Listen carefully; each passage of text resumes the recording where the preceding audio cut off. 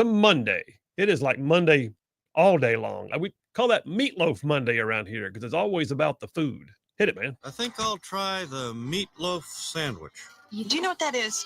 Yes, meatloaf. What is it? I'm only asking in case I have to describe it later to a doctor. Look, it's nutritious. It's delicious. Made out of meat. Add ketchup if you want. I couldn't care less.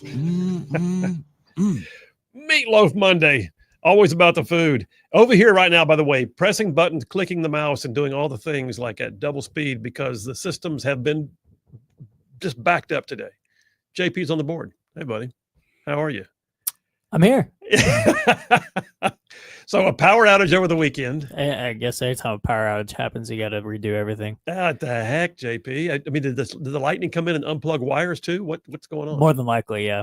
Okay. Came in through the door, unplugged everything, and left. Gremlins. Yep. Gremlins. But we're here. We're on, apparently. That's all good. Good job, man. All right, we got a great show laid on for you. And I got a series of guests on great topics. I mean, there's so much to talk about today. But coming up at the top of hour number 2, we've got Major General Joe Arbuckle calling in. Major General Joe Arbuckle is one of the senior executives with a group called STARS, which I'm on the National Advisory Board for. STARS has been fighting against wokeness in the military, and we're going to talk about this past weekend and his thoughts on where the Army is right now. So, yeah, Major General Joe Arbuckle calling in at 1500, basically, the top of hour number 2. And then coming up halfway through hour number 2, we've got my buddy Scott Beeson, who was here in studio actually last week. But some things happened this past weekend, and I could not help but think about Scott because of some stuff he went through. We're going to talk about what occurred in Minnesota with state legislators being targeted. That was a pretty awful situation, still is. We're going to talk about it. Former State Senator Scott Beeson calling in halfway through hour number 2. And then, listen, let's talk about California. Can we talk about California? Let's talk about California.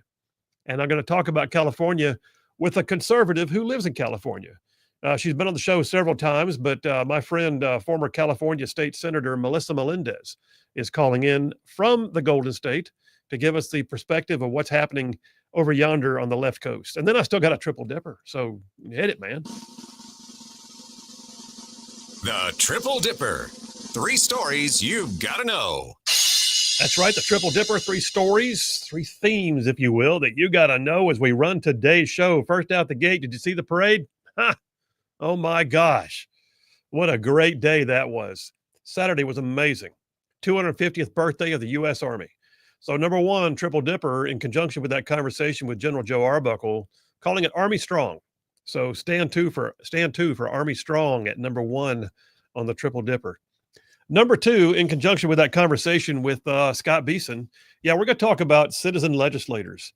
I don't think people realize sometimes to the extent that when someone serves in the Alabama State House or Senate, or for that matter in any state, they're typically in a part-time status, and they are what we would call citizen legislators. It's a thankless job. It's a good job. You still have to do it right, but you never should have to put up with what happened in Minnesota. We'll talk about it in detail. Citizen legislators, number 2 on the Triple Dipper. And then number 3, in conjunction with my friend, State Senator Melissa Melendez calling in, we'll talk about California dreaming. California, y'all, has been just reeling. Every number of things are happening that are just repudiating the leftist agenda out there. And we'll talk about it. California dreaming, number 3 on the Triple Dipper. All right. That's a lot. I feel like we just covered a lot of ground already. Let me jump on into today's Rightside Way opening monologue, though, and I'll just remind you guys that Stan McDonald, attorney Stan McDonald, at the law firm of Wilmer and Lee out of Huntsville. Stan McDonald is the daily sponsor of the Rightside Way monologue. He's a longtime veteran in the practice of law, and oh, by the way, he's a strong conservative, and he is your daily sponsor. I'll tell you more about him in just a minute. All right, this past weekend was so newsworthy that I literally had to pick and choose where to go with today's show. You know what I'm saying?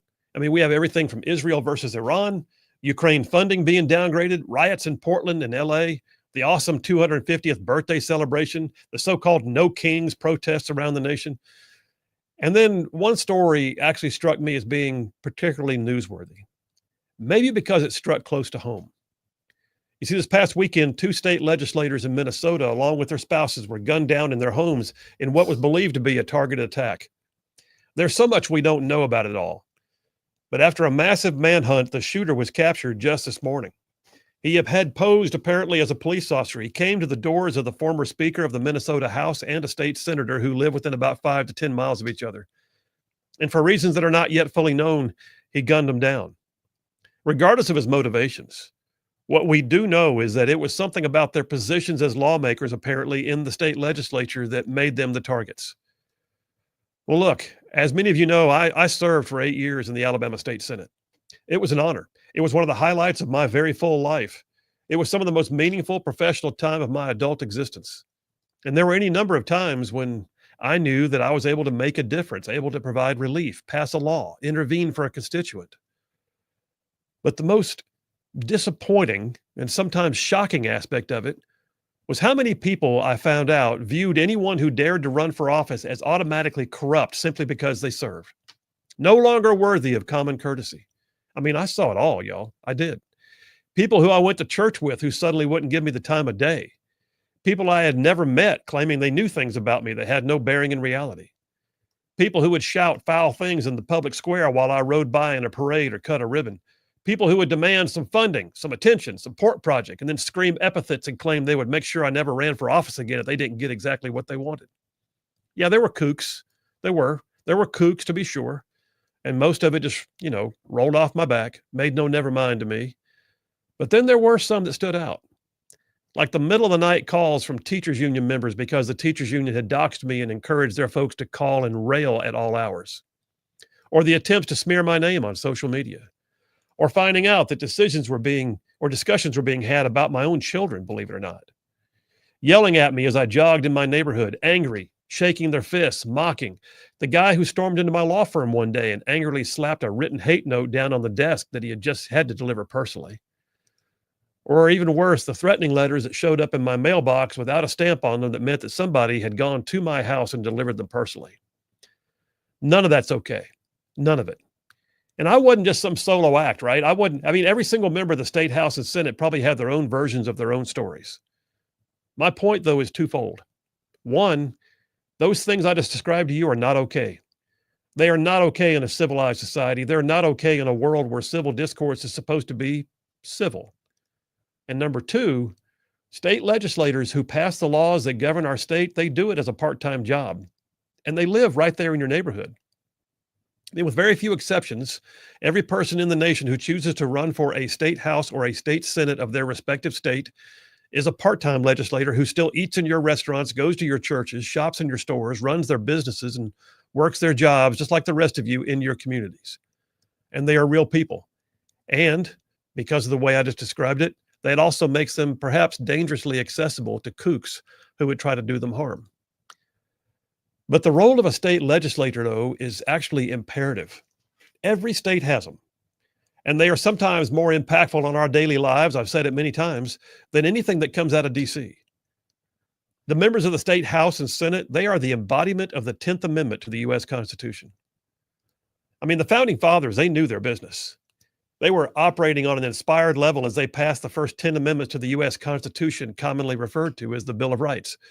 Those 10 amendments were drafted and passed within just a few years of the drafting of the actual Constitution itself. And for the most part, the Bill of Rights was also prepared by many of the same founding fathers who had drafted the original document. And by the way, they didn't just pass those 10 amendments without some fuss. I mean, apparently the debate got pretty heated. But in the end, they were adopted, they were duly passed, they were ratified by the colonies and enshrined as actual rights. And I want to stress, these are rights. They are not permissions. They are not opportunities. They are not just allowances. They're rights. It's the difference between the word may and shall, if you know what I mean. If I were to tell you, you may have a right to bear arms or you may have a right to free speech, well, that would not mean near as much as me saying that your right to bear arms shall not be infringed or that Congress shall make no law respecting an establishment of religion or abridging the freedom of speech. You see, rights are imperatives. They are absolutes. They are deemed absolute in nature. They are defensible, and they are designed to be barriers to tyranny and crime. And people most often talk about the first, the second, the fourth, the freedom of speech, freedom of religion, the right to assemble, the right to bear arms, the right to be free from unreasonable search and seizure. But I got to tell you, the one that capped off the list of the Bill of Rights, the 10th Amendment, In my opinion, that's a big part of what keeps DC from taking over everything. Let me just quote the actual verbiage for you. The 10th Amendment to the U.S. Constitution says, "The power is not delegated to the United States by the Constitution nor prohibited to it by the states, are reserved to the states respectively or to the people." Now, why was that important? Why did the founders spend so much time seceding from Great Britain, absolving themselves of a monarchical form of government only to pass an amendment that seems to kind of limit their newly found governmental powers by, I don't know, giving away part of that authority, if you will, to other bodies of governance at the state level? Okay, it's a worthy question. It comes down to the fact that we are a republic. We are founded upon the concept of federalism. Two key words that are key to all of it: republic and federalism. A republic meaning that we are a public form of government, one in which the people have their say through elected representation. And federalism meaning that it is designed not to be one central form of government which holds all the power and authority, but must in fact be shared out to the states. The 10th Amendment, that's how they do it. The 10th Amendment is the wall that was built against tyranny. When the American colonies declared their independence from the British Crown, they really declared their desire to live freely, to be able to have a say in their own day-to-day affairs. They had none of that in pre-revolution colonial days. They all lived and worked and had the privilege of doing so at the discretion of the king. A centralized government with no fetters or restraints is the base ingredient for tyranny, and the founding fathers, they knew that. So when they built the framework for the three branches of government, the legislative, executive, and judicial branches, it was all designed for checks and balances. The ability of one branch of government to have some authorities that others didn't, because they knew that without those checks and balances, that ultimate power would wind up vesting itself so deeply in one single department of governance, they'd be right back where they started from. But here's the but. They also saw a need to make sure that one detached form of federal government sitting in our nation's capital could not decree from afar that which made no sense for the outlying states. Because what happens in California doesn't always fit Alabama and Tennessee. So yeah, when all power and decision-making authority is vested in one office, potentially in one person, the temptation to do all that comes to that person's mind can be alarmingly overwhelming, and the consequences can be horrific. So having said that, I go back to where I was a minute ago. Every state has their own governance, their own sovereign right to make their own determinations as to what constitutes the protections, the health, the well-being, the legal standards by which their respective state will abide. States also have a sovereign duty to protect and defend the interests of their citizens against the encroachments of the federal government. They do, it's real. You can't have an unrestrained majority that focuses all of its power into one place to the detriment of all else and others. So every time you hear that Alabama's legislature is passing a law that's different from that of another state, or the attorney general's taking legal action against the federal government, well, that stance is predicated upon the fact that we have that 10th Amendment to the U.S. Constitution. It gives our governor, our state legislature, our attorney generals the right to do so. The founding fathers, they knew what they were doing. They had lived through it. They knew that devolving the power and moving it outside of the central government was key. A republic, federalism, the 10th Amendment, y'all, it's a wall against tyranny.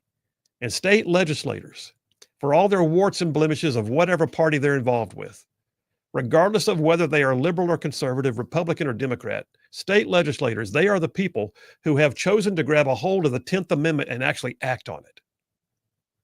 So what happened in Minnesota to two members of their state assembly cannot happen in a civilized society.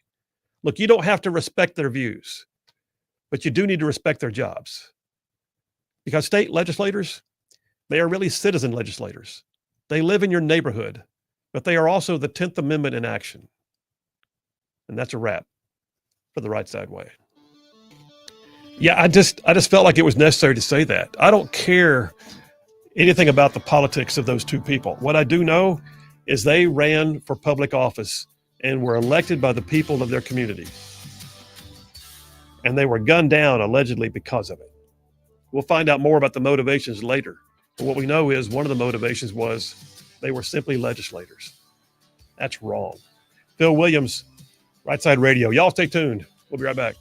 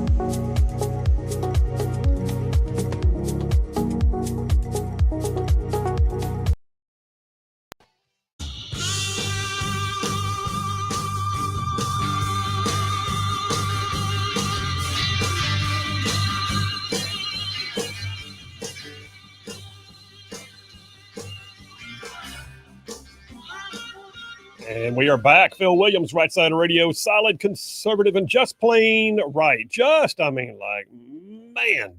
saving the world one soundbite at a time. I'll get to the text lines here in a minute. If you want to text it on in, you can. 833-687-4448. That's 833-68-RIGHT. Attorney Stan McDonald. Did I mention him earlier? I believe I did. Attorney Stan McDonald. He's a partner at the law firm of Wilmer and Lee. He's a 30-year veteran in the practice of law. And oh, by the way, he is also the daily sponsor of the Rightside Way monologue. Listen, Stan's the kind of guy, he can not only stand up for you legally speaking. I mean, he can do what you need done as a lawyer. He's a good lawyer.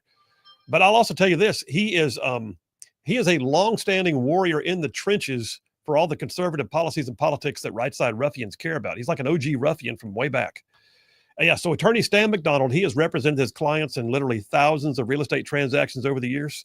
He knows how to represent you in any local, state, or federal court. I like to say if Stan McDonald is on your side, you will have no greater friend. Likewise, your adversaries would have no greater foe. So here, I'm going to tell you how to get in touch with him. You ready? Stan McDonald, the law firm is Wilmer and Lee, and here's his phone number, 256-479-3020. That's Stan McDonald, 256-479-3020, and tell him you heard about it on Rightside Radio. Let's see how smoothly I can do it. You ready? No representation made. The quality of legal service before is greater. The quality of legal service for the lawyers. Shut my mouth. Another 10. Like it. Like it. All right, text lines. Yeah, text it or call. We can't call it yet. Have we had a word yet on when they're going to approve our original number? Do we have any word back on that yet? Or are we at the mercy of the company? We're working on it. It's the mercy of the man. All right. David at Bucky says, Phil, you know the Minnesota shooter had a manifesto with 70 names and addresses of public officials. I had heard that, my friend. Yes, I did. And yeah, it's a shocking situation. It's a mess. It's awful. I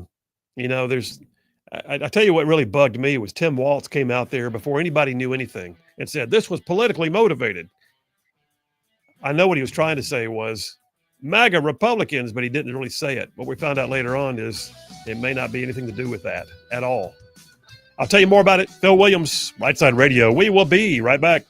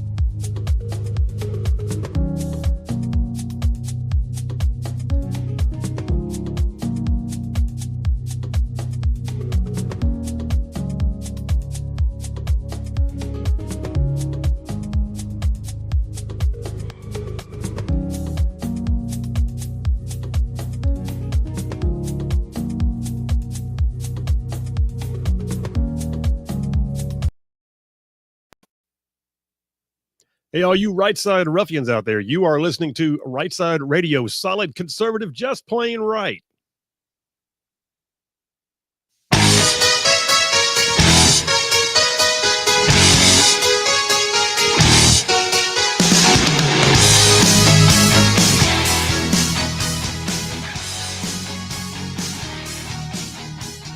And we are back. Phil Williams, Rightside Radio, solid conservative and just plain right.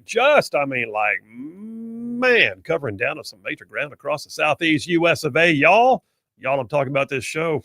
I mean, it goes like from Huntsville back on over to Chattanooga. I'm talking about from Tuscaloosa back on over to Gadsden. I mean, down to that loveliest little village on the plains we call Auburn, straight across the border from there to get, once again, Fort Benning. And then big old patches of North Georgia and Mississippi all thrown in just for good measure. And by the way, that is just the radio audience. Then there's all you guys online in the big wide world, going to the World Wide Web, picking us up on YouTube and Rumble, X, Facebook, and our website. Thank you. And all you podcasters, thank you too. Anyway, appreciate all of you. You're the reason why we do what we do.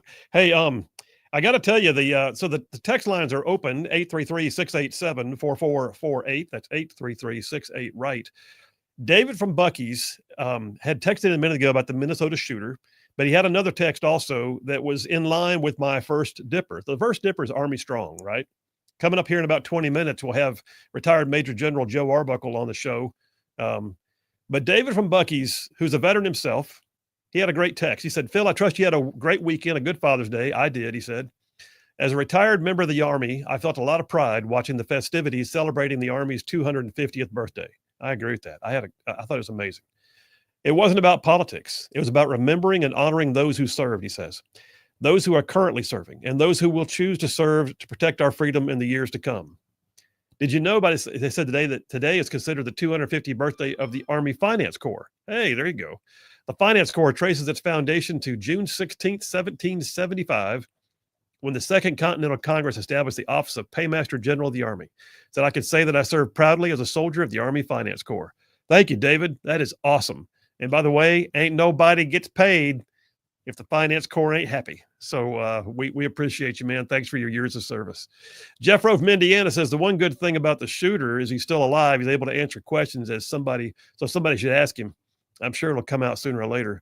There was a first text. Phil, I'd like to see who's on the shooter's list to see if he's just targeting Democrats or just a potpourri of different elected officials. There's some reason to believe right now that it was actually ideology as opposed to party. He was actually, we think, targeting people who had voted against giving illegal immigrants state benefits.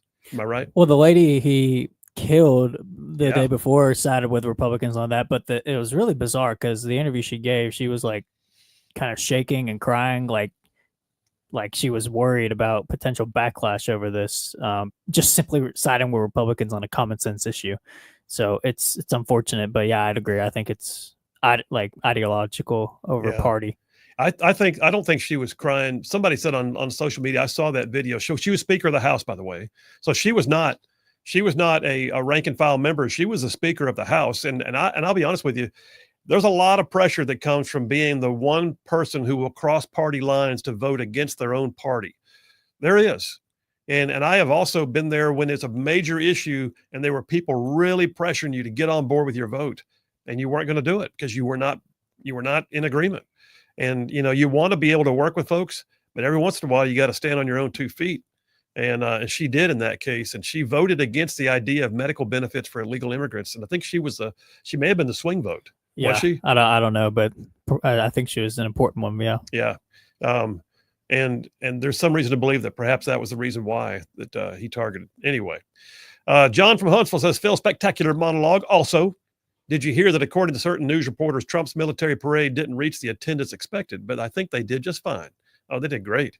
So by the way, JP, did you see that crazy final round of the U.S. Open? Just about everything you could imagine. And the final putt by J.J. Spawn to win the tournament was pretty awesome. Did you see it? Of course I saw it, yeah. Well, when the winning score was, 1 under, then I think that means the course dominated this week. The course itself dominated. Yeah. Kevin from Huntsville says, I enjoyed the Army parade. I did not serve, but I get emotional every time I watch a swearing in. Thank you for what you're preparing to do for me. Thank you, man. I appreciate that, Kevin. Thank you very much. And Yeah, there was. So we're going to get into it more, but I'll be honest. I tell you what, I'll get into it right now. How about that? Army Strong. So 250th birthday of the U.S. Army. And some of y'all know, in my life, the Army's been huge. I'm a third generation Army officer. I don't say it often, but my son's the fourth generation Army officer right now on active duty. JP's, both his grandfathers, U.S. Army, Vietnam veterans. I can just tell you, I grew up watching it. And chime in if you ever want to, man. But I grew up watching it. I grew up seeing it. I grew up living in it. And then in my adult life, I participated. My grandfather, World War II, Korea, Vietnam. My dad, 2 tours in Vietnam. Me serving in Afghanistan and Iraq. It's been there in my life without regret. And yet, at the same time, there have been very few times that I've seen our nation rally for it. And I don't mean like I've ever felt like, spit upon like a Vietnam veteran had to go through like my dad did. I'm just talking about setting aside a moment to say, hey, y'all are awesome. Y'all are great. What happened this past weekend was absolutely 100% amazing. And I think it was needed. I did an op-ed. And I took some of what I had said last week leading up to the parade. But I got to tell you, I did this op-ed this morning that came out on 1819 News. It'll be coming out around the state and the region here pretty soon. But here's something I said. Here's the opening of it. I said, the big, beautiful parade, the 250th birthday celebration of the U.S. Army, the honor, the strength, the legacy, pro-America, peace through strength personified. In one fell swoop, the U.S. Army shook off its Biden malaise, squared its shoulders, spit on the ground, and got its swagger back. It felt like the Reagan era. That's exactly the way I feel about it. It felt. I have not seen that much love of country and military since. Well, I'd say 9/11 certainly had it. Post 9/11 timeframe, I absolutely believe that. But in terms of in a holistic sense, I think that the Reagan era was really a lot of that. Now that being said, the left is not on board. So Yellow Dog Mike's already texting in because he's Yellow Dog Mike. He says, so it looks like there are more people at the No Kings protest in Idaho than at Cadet Bone Spurs Parade, Idaho. The whole administration's a dumpster fire, says Yellow Dog Mike. You were quick on the button with that one, man. Yeah, I mean, the left, God pity them. I mean, they're just, Trump derangement syndrome is real, you guys. And Yellow Dog's got a heavy dose of it. But look at NPR. I watched that whole thing, 3 hours, by the way. I watched 3 hours of the parade, the music, the bands, the marching, the period uniforms from every conflict that the U.S. has been in over the centuries. The Golden Knights jumping into the ellipse on the Washington Mall. Seeing new and old military equipment. The flyover for a World War II B-25 Mitchell and 2 P-51 magazines or Mustangs was amazing. And then at the end, I'll tell you what was probably the most moving was right towards the very end, the President of the United States stood up and did an oath of enlistment ceremony to re-enlist and to first time enlist a group of about 100 who had signed on the dotted line saying they want to either stay in or be in the United States Army. And he read them their oath of office. That was just cool. The music was amazing. The fireworks at the end were amazing. NPR.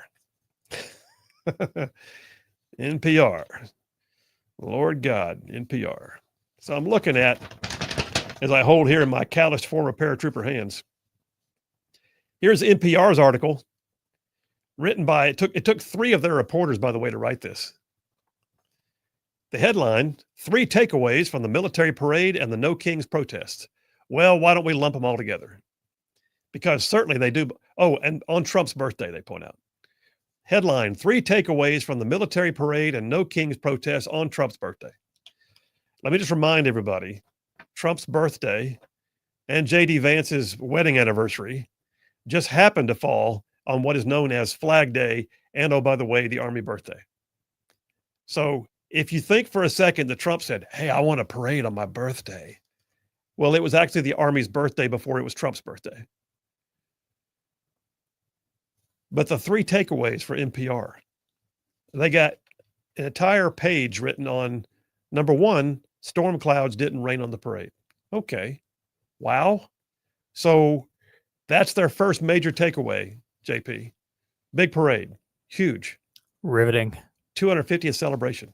Your taxpayer dollars are reminding you, well, it didn't rain. Okay, great. Number 2, headline, bullet point. Trump got the thing he has wanted for years. That's nothing about the Army was honored. Nothing about it was necessary. It was 2.5 centuries of blood and service. No, it was Trump got what he wanted. What's that? A parade? Apparently. Number 3, protests sprang up around the country. I would say this. Yeah, the protests sprang up. They certainly did. I think it's a clear indication of what the left is like. If the left chose Flag Day and the Army birthday to protest this country, I question if they even love this country at all. You could have protested any day. You could have protested on the following day. You could have protested next weekend. You could have protested all week long like a bunch of you out of work misfits do. You could have gone all over the place, but you chose to try and protest on Flag Day / Army birthday because that's how anti-American the left has become. There's no value in that. There's no we showed them. That's just you being out of touch and out of tune with the entire United States of America. That's the squeaky wheels on the left. Believe it. We'll show them. Let's put our bandanas over our faces and we'll go stand in the middle of a road and try not to get run over while we protest the king. I got news. The only no kings celebration we have is called July 4th when we got rid of the king. Thank you very much. What's funny is they had no king's protest against Trump in England, where they literally have a king. So I don't think they're thinking about why they're protesting. It's not making much sense. I'm curious about the ones that they had in Mexico also. Well, they're protesting a guy that's not even their president, so I don't understand what's going on there. I think they just want to be a part of a fad. By the way, MSNBC's takeaway. Well, there did not appear to be as much dark, malevolent energy as we often see at Trump rallies. That's MSNBC. I hold it right here in my hands. Figured. Dark, malevolent energy at the military parade. MSNBC host Ali Velshi and Chris Hayes appeared surprised on Saturday that the military parade event in Washington, D.C. wasn't giving off dark, malevolent energy, which they often said is the case at President Donald Trump's rallies. You know, if you've ever been to a Trump rally, if you've ever even watched a Trump rally, I would challenge you to stand that up next to the weird, freaky time when Joe Biden came out in the middle of a dark stage with red lighting behind him and military guards guarding the door and stood there and yelled at America and waved his fists. That was the most demonic speech I have ever seen. And yet, the dark, malevolent energy is a Trump rally. But they were struggling to find it at the parade, which tells me, by the way, it wasn't there. If MSNBC couldn't find the dark, malevolent energy, then it really wasn't there. Take me to a break, JP. We'll take that break. We'll come right back. Moving our way through Army Strong. What do you need to know? I'm going to tell you. Lots of things happening with our U.S. military. Phil Williams, Rightside Radio. We'll be right back.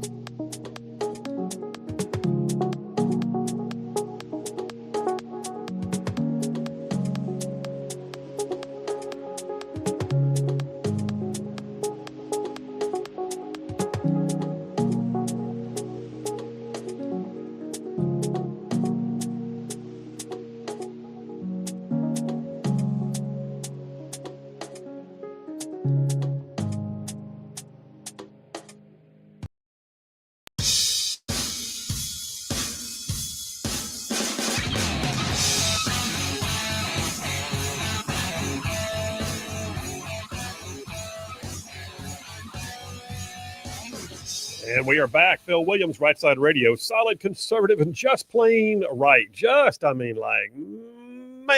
making common sense like a superpower. All right. So Army Strong. I will tell you that there's an entirely different feel right now. You know, a minute ago, I read the opening paragraph for the op-ed that was published today. That is 1819 usually gets first shot at it. They ran it today. It goes out the rest of the week through different news outlets around the region. But I pointed out that parade, it just felt like the U.S. Army shook off what I called its Biden malaise. You think back to where we've been the last 4 years. Recruiting was at epic lows. It was. Recruiting was at 40-year lows. The military was at a smaller state than it had been prior to World War II. I mean, so what I'm saying is it's been a long time since we've been that small as a military. If you may also recall, the Heritage Foundation does an annual defense review, and the Heritage Foundation, for the first time ever last year, downgraded the U.S. military's readiness status to unfavorable. It said that for the first time ever, we did not appear to be ready to defend the national interest should a major war kick up. In the first 120 days of the Trump administration, recruiting has gone through the roof. The recruiting has gone through the roof, so much so that they not only met mission, that's what they call it, the recruiting mission. They not only met mission, they met mission like 4 months early, maybe 5 months early. I don't know when that's happened. They said this is like a 15-year high for recruiting. And then you watch things like what happened this weekend with that parade, and you get this real strong sense that we are in an entirely different era. And I made the point. I can remember in the 80s, and I talked about the 80s a minute ago. And of course, I'm a product of the 80s, high school of the 80s, college of the 80s, married in the 80s, joined the military in the 80s. So the Reagan era was a big deal for me, but I think the Reagan era was a big deal for this country. It's still the capstone right now. But I think we're there again. I do. I really feel like more so than I have ever felt since Reagan's era that we are there again. I remember how I felt after 9/11 when the nation rallied around the cause and recognized that there was a just reason for us to go and kick someone in the teeth who had just taken down the Twin Towers. And I'm not looking to go kick someone in the teeth, but what I want to know is that those men and women who join the U.S. Army or for any branch of the service are going to receive not just the respect, but they're going to receive the backing. They're going to receive the leadership. They're going to receive the logistics. They're going to receive everything it takes to do the job. Defense Secretary Pete Hegseth made some comments on this just like last week, actually. And he pointed out that he said we're in a historic morale shift. He said it shifts back to the day that President Trump was elected and then inaugurated. He said the Army alone has posted the best recruiting numbers in years, reaching 61,000 for fiscal year 2025. Yeah, there it is, with 4 months remaining. That's an increase of more than 6,000 in all of fiscal year 2024. What does that tell you? He said, but it's also the Air Force, the Navy, the Marine Corps, Coast Guard, as the president says, even the law enforcement. He said, across the board, the spirit of our country, there's a willingness and a desire to serve because they see leadership that believes in the country, that's going to have their back, that says, we want you to be warriors. There you go. I think that's key. And coming up in a few minutes, we got retired Major General Joe Arbuckle, who had an amazing career himself. Turns out that he actually served in several capacities that he may have run across my family members. But General Arbuckle serves on an organization, the board of an organization called STARS. And STARS stands for Stand Together Against Racism and Radicalism in the Services.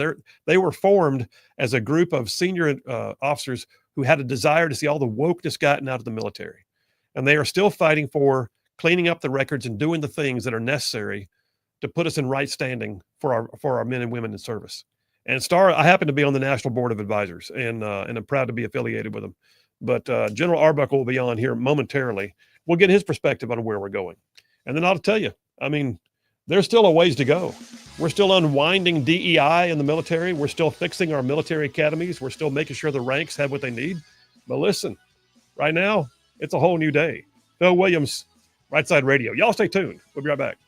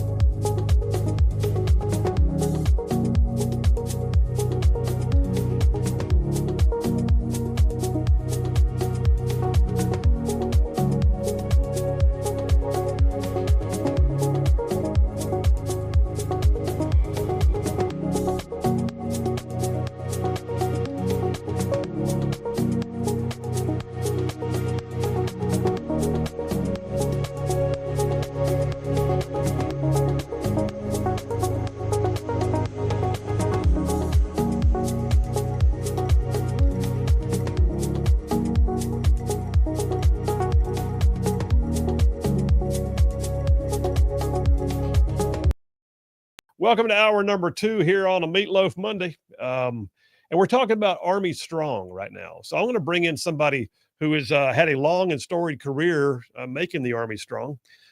Major General Joe Arbuckle entered the Army as a private back in 1969, went to OCS later. In 1972, he went back to Vietnam as an infantry officer, serving as an infantry advisor with the South Vietnamese Army. Actually, in the same capacity my father did, well, I believe with the same unit. He also went on to attend the Ordnance Missile System training and spent most of his career in the missile field. He's the awardee of the Defense Distinguished Service Medal, the Bronze Star for Valor with 2 Oak Leaf clusters, 5 Legions of Merit, and more. And he's on the line right now. Major General Joe Arbuckle, how are you, sir? I feel I'm doing great. It's a real pleasure to be back speaking with you again, especially on the topic of the Army's birthday and that great parade on Saturday. Yeah, wasn't that something? I watched the entire thing. I know off air you told me you did too. 3 hours, it actually kind of flew by. It certainly did. I just couldn't pull myself away from it. I was puffing up too much with pride, I think, in what I was seeing. You know, you and I have been in many parades. We've marched many miles in those parades, and we've certainly watched a lot more than we participated in. And I got to say, that was absolutely the best parade I have ever seen and probably ever will see. It just doesn't get any better than that. You know, if the average American's blood doesn't get flowing in the right direction after watching that, then it never will. I completely agree. And I saw one of the announcers, I don't know what channel you watched it on. I actually watched it on Fox. And one of the commentators said they guarantee that recruiting numbers are going to go up after the parade. You bet. I'm sure they have and will. And all retention, which is equally important, as you know, in order to stay in the military, our service members have to take pride and have great satisfaction in what they're doing. And that parade will really boost that pride and satisfaction, I believe. I agree with that. You know, and you've seen highs and lows in your career, and I have as well. And of course, I come from an Army family with, you know, generational service, so I've seen it. Post-Vietnam was a malaise area. It was a tough time to be in. 9/11 happened, and there was a high point. I think the 80s, in my opinion, was one of the high points of modern sentiment in favor of the U.S. military under the Reagan era. But give me your thoughts on that. Have you seen anything like this since the Reagan era? No, I haven't. You know, I was reflecting on that a little bit earlier today. As a matter of fact, thinking back on what was the second best parade I've seen, and that was that ticker tape parade that was led by General Schwarzkopf. Oh yeah, right on the yeah. I remember that at the end of the Gulf War. There were a couple million people there, they estimate, but even that parade was not like this. And to your point, yeah, we were at the peak, I think, of the pride resulting from everything that happened that was positive within our military in the 80s. And then we went into the 90s with the Clinton era, and that started going downhill at that point. You know, he was not very pro-military at all. In fact, he cut the size of the Department of Defense by about 33% overall, calling it a peace dividend because he said we no longer need the forces we had during the Gulf War. Took the money, put into social programs. Of course, that got worse with Obama, and then most recently with Biden, where we've had all this political correctness injected into our military, which has done tremendous harm to our warfighting readiness, not to mention the morale of the troops. No, it absolutely has. And in fact, I wrote an op-ed that came out this morning. In fact, I may send it to you later at the but I started off by saying that after that parade felt like a moment when the U.S. military shook off what I call the Biden malaise and squared its shoulders again and got some of its swagger back. And I think that is needed. I think the nation needed that. Yeah, that's an absolutely great way to put that. Please do send it to me. I'd like to see it.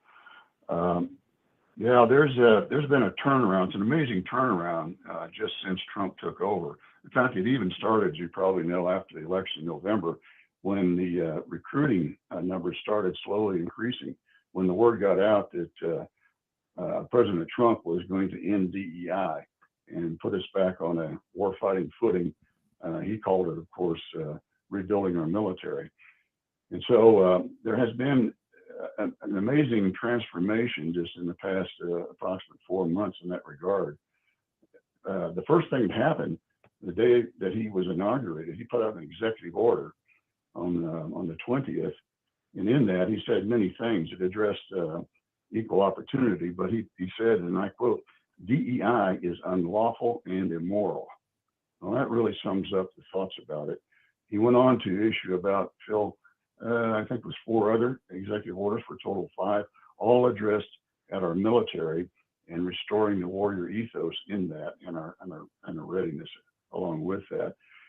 Those were backed up by Pete Hegseth putting out 6 or 8 different memorandums, which are essentially orders, as you know, to the Department of Defense to implement the Trump EO's executive orders. So the point is, President Trump started it on day one, and the momentum has been building and building ever since.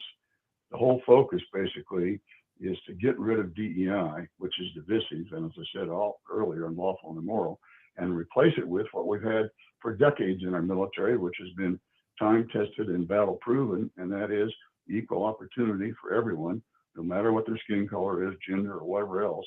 And the second part of that is meritocracy. And that's so important because we've lost a lot of the meritocracy emphasis under DEI because DEI was focused on identity groups and preferences for identity groups. And by that, I mean, depending on race and gender and so forth. And that found itself into our selection processes for things like entrance to our service academies, promotion boards, key assignments like command and so forth. So all that's being flip-flopped and turned around in short order through these orders. And there's an upswing still in recruiting, and I've just read earlier a little bit in retention that the figures are starting to show that. But it feels like to me, and I'm not even active duty anymore, but just sensing it, that the troops are feeling like a yoke is being lifted off their shoulders called DEI and political correctness, and they're being allowed to do what they signed up to do, and that is prepare for wartime readiness and be prepared to fight and win. That's exactly right, and I think if and I heard Pete Hegseth said this the other day too. In fact, I just read it in an article a moment ago. He said that basically we're gonna show them once again that it's okay to be warriors. And basically leadership is saying we want you to be warriors. And that being said, sir, I know one of the things that and you're with an organization called STARS. And before you came on the air earlier, I mentioned it, but I'll mention it again. STARS, and I'm proud to serve on the board of advisors for STARS. It stands for Stand Together Against Racism and Radicalism in the Services. And this organization, you being one of the founders, was designed for the purpose of trying to push back against wokeness and the DEI that you're talking about now. But one of the things I know y'all have taken on as a mission right now is to deal with the service members of all branches who were unjustly treated the way they were regarding COVID and even anthrax vaccinations. Tell me about that real quick. Sure. We've had, well, thanks for being on a board of advisors also, Phil. You're a great addition to the team. We've had 2 strategic goals in STARS since we started about 5 years ago. And one of those is getting rid of DEI and putting focus back on warfighting readiness. I've already talked about that. The second is getting rid of the mandatory COVID vaccination policy and then seeking remedies for those that were harmed by it. Now, it's important to point out the COVID vaccination mandate is illegal, and it's been upheld that way in about 8 different district courts. And so President Trump has issued another mandate, an executive order, to correct some of those harms done by allowing service members to come back on board in the military and some other things that are related to that. But part of the problem is many tens of thousands of service members who refused the illegal vaccination were harmed by it in terms of disciplinary actions taken against them for refusing the vaccination, letters of reprimand, and so forth. And about 55% of those who were discharged because of refusing the vax got less than honorable discharges. Yeah. And here they are, they're doing the honorable thing, doing the correct thing, and they got kicked in the teeth with that general discharge. And so what we proposed in STARS by sending a letter to the president on 2 June is to asking President Trump to issue a universal pardon and amnesty to those who received negative personnel action, such as a less than honorable discharge. Now, why is that important? It's important because the current process right now is done on a case-by-case basis through a board, a defense board, correction of military records. It takes sometimes years for a service member to get something corrected in their records that's wrong. And so it's not reasonable to assume that tens of thousands of those in that category under the COVID vaccination and anthrax, I might add, can seek and have those remedies addressed through the standard process. That's why we're asking President Trump to do this blanket pardon and amnesty. And if he sees that, I think it's going to ring a bell with him. No, I think you will too. And I look at this and think it's amazing what we did, or not we, but it's amazing what the Biden administration did to service members, treating them like social experimentation, guinea pigs, and then B, discarding them when they didn't meet a narrative or an agenda, and even I think making adverse action against them for daring to have an opinion on things, and then even accusing the military of systemic racism and determined to implement critical race theory. All said and done, it's been an amazingly bad 4 years in terms of what leadership from the top down did to the U.S. military. I also hope that somewhere in the coming days, we're going to see some accountability for what happened with the pullout from Afghanistan, and somebody to be held to account for the downgrading of readiness. What do you think about that with accountability? Well, absolutely true. Accountability is essential in order to correct the wrongs that have been done. And fortunately, that's one of Pete Hegseth's mottos. It's basically accountability, and that goes along with meritocracy, readiness, lethality, and increasing standards. So he's all about accountability. It's going to take a little time because there's so much to be done there, Phil, as you can appreciate, I think. But it's coming. I'm certain of it. And I know there are groups that are looking at not only people, but also the processes and procedures behind all this. Well, sir, with about a minute left, your thoughts? Military's on the upswing, I think. What are your thoughts? Yeah. Let me give you a thought to close off the birthday and parade first, and that is, without the United States Army, there would not be United States of America. Outstanding. Period. Hoo-ah. That's it. Okay, now, regarding where we're headed, I've got a really good feel about where we're headed. All the proper executive orders have been issued by President Trump, and Pete Hegseth is all over this in terms of implementing those. But you and I know, and most of your audience knows, and in the military, I'm sure, that it's one thing to issue orders, it's another thing to ensure that they're properly executed. That's the phase we're in right now. Definitely headed in the right direction, but we just have to keep our foot on the gas to ensure all these things that have been issued are properly done. And that's going to take some time. And sadly, I think part of this DEI culture is entrenched so deeply with some people in the military, it's probably going to take a generation to see some of it voice out.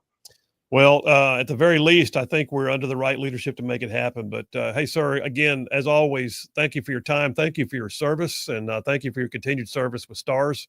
And we'll stay in touch, okay? Yes, sir. Same thing to you, Phil. Thanks for all your great service and continued service. Thank you very much, sir. Have a great day. You too. Thanks. All right, we'll take a break right now. That was Major General Joe Arbuckle.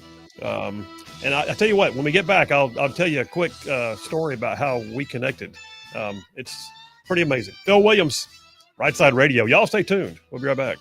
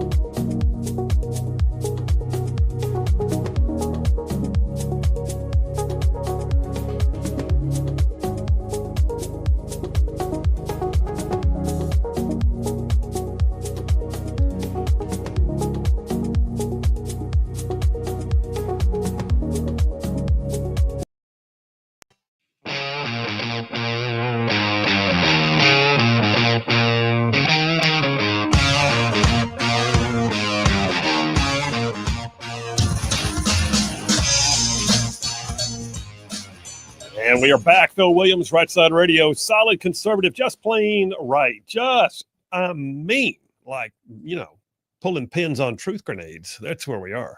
I got to tell you real quick, if Major General Arbuckle, who was on the phone a minute ago, just a great guy. And I feel like we know each other, and yet we've never actually been in the room together. About 2 years ago or more, maybe 3, I had been reaching out to STARS, the organization I mentioned a moment ago, which was still fairly young, but I was intrigued by what they were doing and the quality they were doing it to fight wokeness in the military. And I asked if somebody could come on the show. And so sure enough, we wound up getting General Arbuckle. Had no idea what to expect. I'd never talked to him, but we got him on the show. Went great. You heard him a moment ago. Man, is just sharp. Anyway, Major General Arbuckle and I got to talking offline.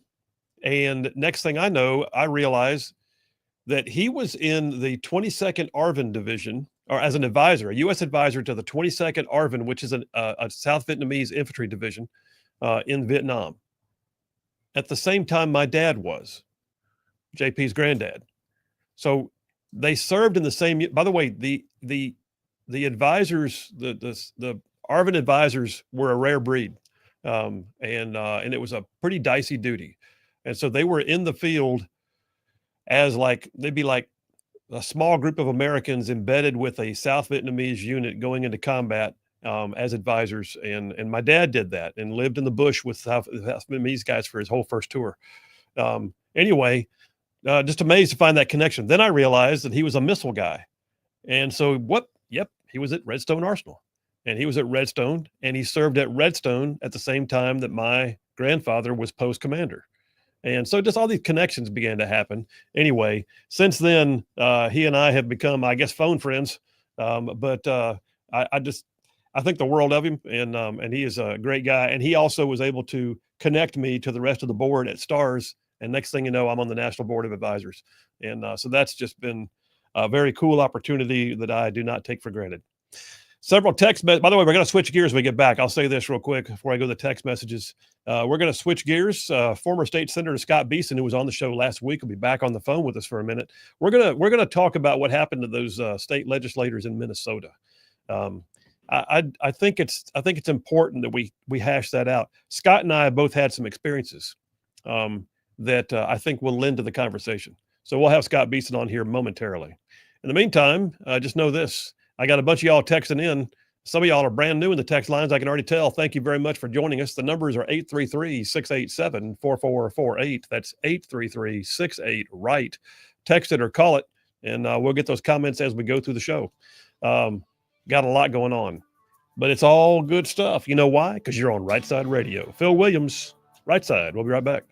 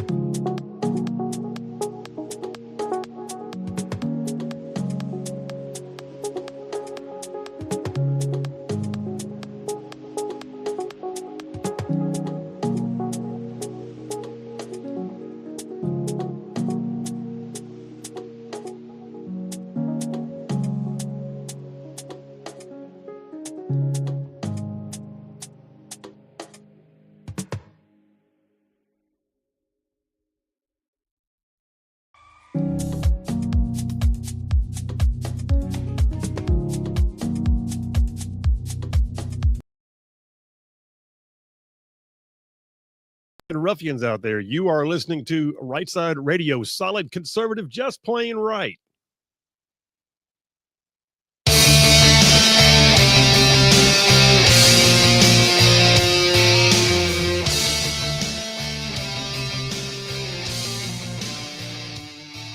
And we are back. Phil Williams, Right Side Radio, solid conservative and just plain right. Covering down to some major ground across the southeast U.S. of A. Y'all, I'm talking about this show. This one, from Huntsville back on over to Chattanooga. I'm talking about from Tuscaloosa back on over to Gadsden, all the way down to that loveliest little village on the plains we call Auburn, straight across the border, what we call, once again, Fort Benning. Fort Benning. And then big old patches of North Georgia and Mississippi thrown in just for good measure. And oh, by the way, that's just the radio audience. All y'all streaming online, go out there in the World Wide Web, anywhere in the big wide world, and you can stream it. We catch a bunch of y'all watching on Facebook and Twitter and Rumble and YouTube and our website. So thank you very much. We love all of you. Thank you for this audience. Hey, last week you had a chance to get to know a friend of mine, somebody who I've known for a number of years. Scott Beeson is a former state legislator, served in the House and the Senate. He and I served together in the Alabama State Senate.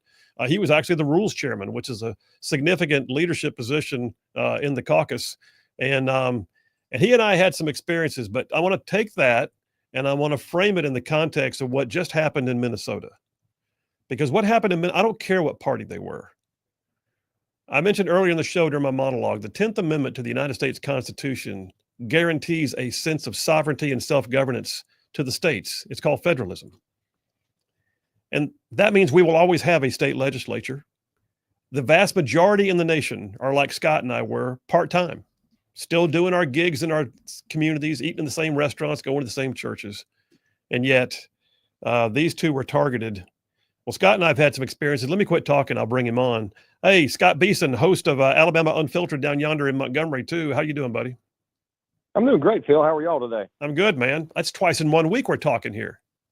I know it's crazy. After all these years, we're just talking all the time now. But, it's good to have. I appreciate you letting me host your show last week. It was good to get to talk to the folks. And maybe I can do it again sometime when the phones are working. But, it was fun, and I appreciate it. Well, the phones are working because you're on them right now, so yay. Okay, good. I didn't know if this was a special line or not. Well, we did not set up a hotline just for you. You actually have the common line. But anyway, you're not a common dude. I thought I had the trucker's line. What's the guy's name we called last week? Hey, let me ask you, man. I had some what I would call some evil experiences. I don't think near to the extent you did, but I literally, I had threatening notes show up in my mailbox without a stamp on them, meaning somebody had to deliver them to my house. I had a guy storm into my law firm one day and slap a written diatribe down on my desk and glare at me and scare my staff. And, and of course there's always the usual lies about you on social media or in the media. Right. You've had your own. Brother, I remember one time, and you and I were talking, it may have been during the height of the illegal immigration bill that you were sponsoring. I actually was talking to you on the phone, and because of everything you've been going through, I remember suggesting to you, it may be time for some security. Yeah, absolutely. I remember that. I remember you calling because I actually contacted my local law enforcement and they were like, well, you're probably good around here. Yeah. And so no, those were some interesting times. I had a guy call. Was it a call or a message sent to my office that advocated that my wife should kill me in my sleep and the world will be a better place. I remember that one. Wow. The Alabama Bureau of Investigations talked to him. Wow. He was apparently way nicer when they were talking to him than he was when he was writing a note to me. But it's been some interesting things. I had one time during illegal immigration, I had like 50 something people show up at my church in Gardendale on a Sunday morning to protest outside the building. And security comes in the building. We're in the worship service, and they're like, hey, Scott, you need to come down here. Took me to a secure area in the building till they figured out what was going on. So, there's been some interesting times. And that, like you said just a moment ago before, there's really no place for the stuff that seems like it's beginning to bubble up all over the country against elected officials, whether I vehemently disagree with them or not. This idea that violence is going to make things better for one side or the other, that's insanity. I don't know how we've gotten there. Yeah, and I look at it too, and what's amazing to me is, and I don't want to say it's all on the left, because the right has some bad days and some bad people, but Yeah. but I feel like the inciting to violence so often seems to come from what I would call the progressive left. Yes. You look at Steve Scalise being shot by a guy who was incited to violence by rhetoric. You Right. look at what we just saw up there in Minnesota, which I think we're going to find more and more. This guy was not like a conservative Republican. He was No, I don't think there's going to be any way they find that out. There's plenty of odd things about that story, and the press does as good a job as they possibly can, Phil. Of if something happens, they're going to come right out of the gate, make some allegation. It's Phil or Scott or some Trump supporter, and then over the next week or so, you find out, no, it wasn't. But I'm with you. I think we're going to find out he is not on the right side conservatively in any fashion. How many years were you in the legislature, man? I did 8 in the House and 8 in the Senate. So Wow. 16 total. 16 years. I'll be honest with you. My wife, the lovely Charlene, says that political years should be measured like dog years. Therefore, you were in for about 75 years. Yes, it's horrible, and I have no desire to go back. If somebody mentions, "Hey, do you want to run again?" it starts giving me a nauseous feeling, because I had all I could possibly stand. Well, I don't think people realize, and I'm not asking for, this is not a sympathy vote. I'm not trying to draw out, the sympathy, but I don't think people realize the level of, basically it ain't cheap. And they always think, oh, you're out there making money. Well, you get paid something, sure, because you give up a whole lot of your time. But it's not right. It's not like you have insurance. You don't have benefits. You don't have. You're lucky if you can get your hotels paid for. And you don't have retirement. There's no retirement, and it's a part-time gig, meaning you're probably going to have to go home and work doing something else too. Right. Work extra time doing the other things you're supposed to do, and that's one of the things I found over the years is people confuse Congress, which is also not cheap, by the way, because Washington, D.C. is so expensive, but they confuse Congress with the legislature. And so they think you're getting whatever Congress gets. And you remember one of the biggest things, I got more letters and contacts about whether or not I was going to vote to give China most favored or was it most favored nations trading status. Yeah. And which was not a vote we were ever going to make, but man, people were worked up. So it all kind of blurs together with people. But I don't know about you, but I do feel like, and I've said this on my show multiple times, that a lot of what happens in our state capitol can have more impact on the day-to-day life than what happens in DC. What do you think? No, I agree completely. And it's very, very difficult. We try to do, as much as we possibly can about state issues. And a lot of people aren't really, excited about them, but the legislature and the governor's office could really do so much. My dream really is that, I'll put it this way. When we took over the legislature, you were incoming the year we took over the majority, and we did jam up stuff. Yeah, we did. For that first year, especially first couple, 2, 3, 4 years.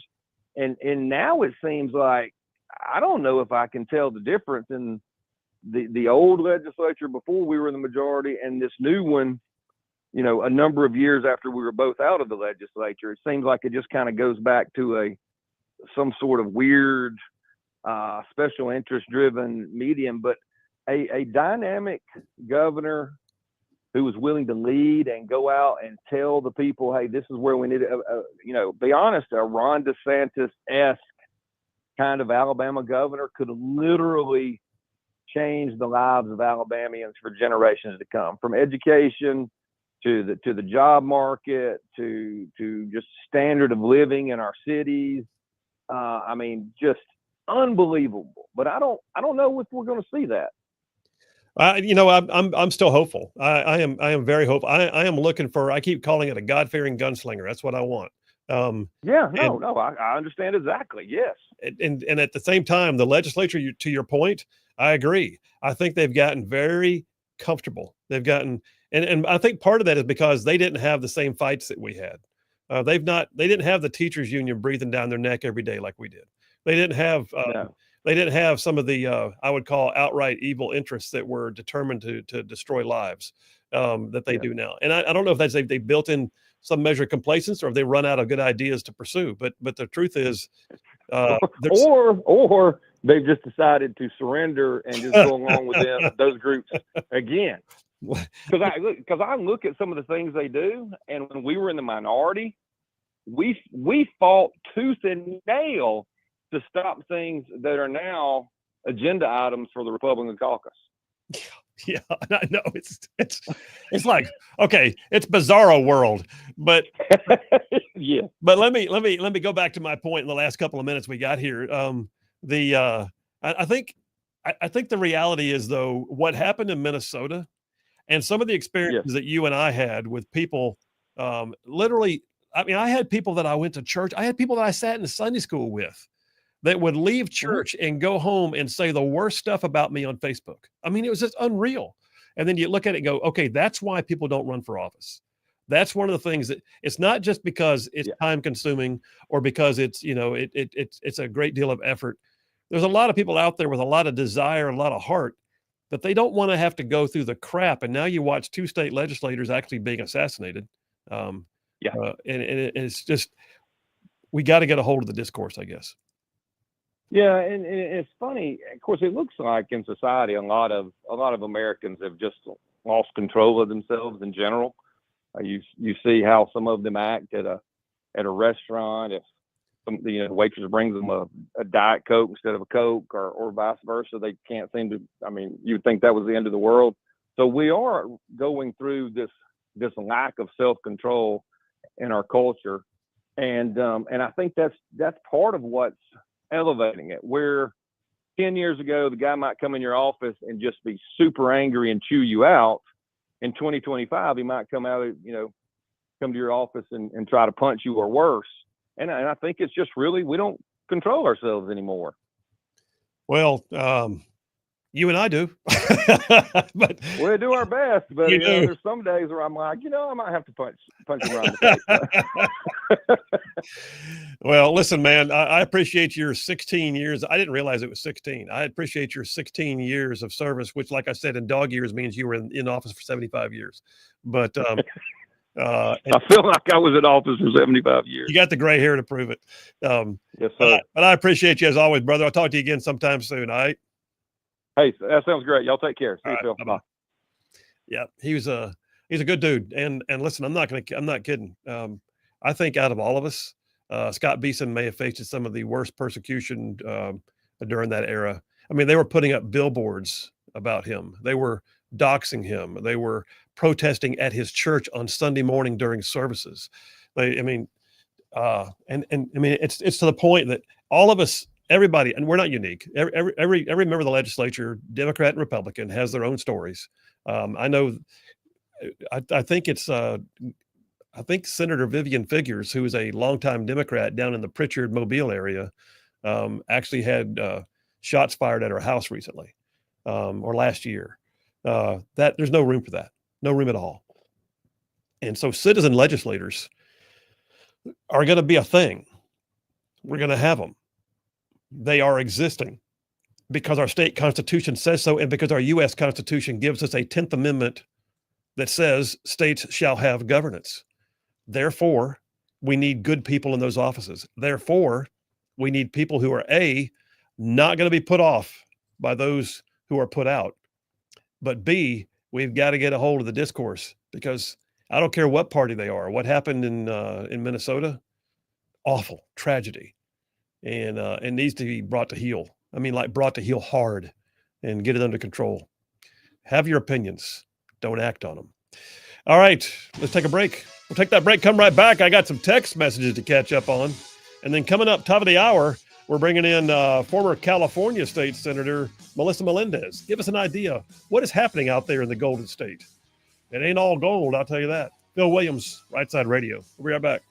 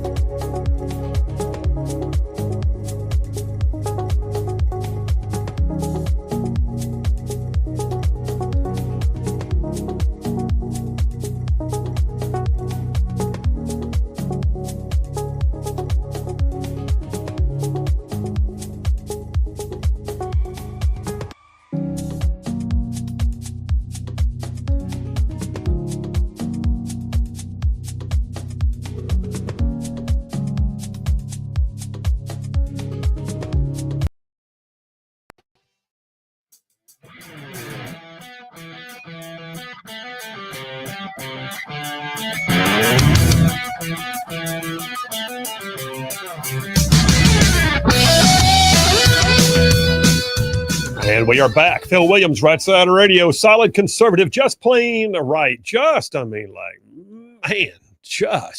making common sense like a superpower. All right, I got to chase a rabbit. Actually, I want to chase a Bigfoot. I got it, JP. Yeah. You told me that your sister has been all over the Bigfoot. She's obsessed with the Bigfoot AI videos. I don't know if y'all have seen these. Chime in here, man. But I don't know if y'all have seen these, but there are somebody, maybe everybody, is out there making videos of Bigfoot like he has his own video log. Like he's vlogging. Like he's vlogging. And they are hilarious.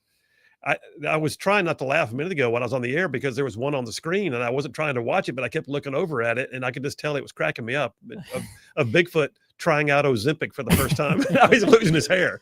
They're great. Oh. I saw one yesterday that it was cracking me up of George Washington if he was vlogging during the Revolutionary War. Oh my gosh. The part that cracked me up is he was with a French soldier. He goes, "The French are finally here to help. This is the last time they'll ever be cool." They're great. Oh yeah, it's amazing what it's a little scary actually what AI can do. No, the Google VO AI, which these are being made with, are the ones that sometimes I have to do a double check. Like they'll make AI videos of like influencers I follow, and I go, "Oh wait, this isn't real. This is like it's that real and look authentic." I've even seen one if Jesus had a vlog. See, I don't like those. That's kind of scare me. Yeah, I'm like, okay, don't go in but the Bigfoot ones are funny. Yeah. But I tell you, okay, so on a different note, but yet also online, what's going viral a lot of, have you been seeing all the videos of people running over protesters? Yeah, I've seen a couple. I mean, so we didn't play it the other day. I meant to, didn't get to it, but or did we play it? Ron DeSantis? We played it the day after. That's right, we did. Somebody texted about that clip. That's right. It. Ron DeSantis said, "Look, in our state, if your car gets surrounded by protesters and you're scared for your life, you don't have to. You can just use your vehicle to get on out of there." Well, it's becoming a thing. These ridiculous left-wing nut protesters blocking whole intersections and waving their Palestinian flags and shouting death to America basically, and there's a bunch of them that they're finding out, fooling around and finding out that they don't weigh as much as a car, and if you lean on the hood, you may wind up having to get the 911 call. You seen some of those? I have, and it's like, all right, well, it's unfortunate that you got hurt, but a couple of times that happens, I guarantee you a lot less people are going to start blocking cars. I'd say. Yeah. I hope. Like it unfortunately takes some of those, I think, for people to go, oh, wait, they're not just going to let us block them anymore. It's unbelievable. All right, listen, coming up in a minute, we're going to have former state senator from California, Melissa Melendez, who's been on the show multiple times. But Melissa Melendez has done a great job of holding the fort as a conservative in what many of us consider to be a left-wing state. But I think it's fair to point out, and I'll say it again when she's on the air, there are a lot of conservatives in California. There are. And in fact, we flipped multiple counties to red in the last election cycle. And I think there's also a bit of a liberal fatigue going on out there as whole communities like Los Angeles and Oakland and San Francisco are just falling into some dystopian reality. And yet California is still a beautiful state, one of the most populous states in our nation. And I just wonder how long it's going to take before we finally take back our California. I want our California back. I do. We'll talk to State Senator Melissa Melendez here momentarily. Phil Williams, Rightside Radio. Y'all stay tuned. We'll be right back.